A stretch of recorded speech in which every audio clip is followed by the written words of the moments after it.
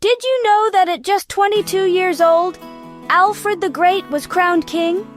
It's hard to imagine the weight of a whole kingdom suddenly landing on your shoulders at such a young age, especially in a world as dangerous and unpredictable as 9th century England. At the time, his kingdom was teetering on the brink of collapse, battered by years of war and uncertainty. The land was scarred by conflict, and hope was in short supply. That's right, England wasn't the powerful, united country we think of today. Instead, it was a fractured land, split into rival kingdoms, each fighting for survival. Back then, it was a patchwork of rival kingdoms, and the Vikings were carving up huge chunks of land. These fierce invaders swept in from the sea, burning villages and seizing territory, leaving chaos in their wake. So, imagine this. You're young, inexperienced, and suddenly everyone's looking to you for answers as chaos rages all around. The pressure must have been overwhelming, but Alfred didn't run. He faced disaster head-on, and it changed everything. Instead of giving in to fear, Alfred found a way to turn adversity into opportunity. When the Vikings attacked, Alfred got pushed to the edge, literally. He was forced to flee for his life, escaping through forests and fields as his enemies closed in.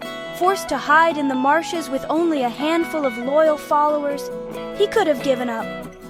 The swamps were cold, wet, and miserable, a far cry from the royal halls he once knew. But instead, he turned those swamps into his secret base. From this unlikely stronghold, Alfred began to plot his return, gathering strength in the shadows. Picture a king, not in a palace, but in a muddy hideout, planning his comeback. Surrounded by mud and mist, he refused to let defeat define him. That determination? That's what makes him great. Even when everything seemed lost, Alfred's spirit never wavered. He didn't just fight with swords. Alfred was a thinker, a king who valued wisdom as much as strength. He rebuilt his army, trained them in smarter tactics, and even created a network of fortresses called burhs that made it super tough for invaders to win. These strongholds protected his people and changed the way wars were fought in England. It was like inventing a new kind of defense system, way ahead of his time. Alfred's ideas would inspire generations of leaders after him, but Alfred wasn't all about war. He believed that a strong kingdom needed educated people too.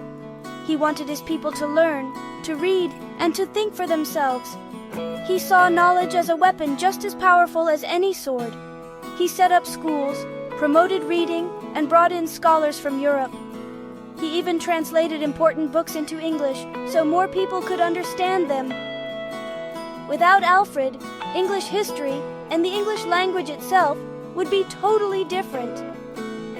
His love of learning helped shape the culture and identity of a nation. Alfred's vision went beyond just survival. He dreamed of a united England where people could live in peace and work together for a better future. By the time he died, Alfred had done something no one thought possible. He united the southern kingdoms against the Viking threat, laying the foundation for a single English nation. That's why we call him the Great. His courage, wisdom, and vision changed the course of history. Not bad for a guy who almost lost everything, right? His story proves that true greatness often comes from the most unlikely places. So next time you hear about kings and battles, remember, sometimes greatness starts in the mud.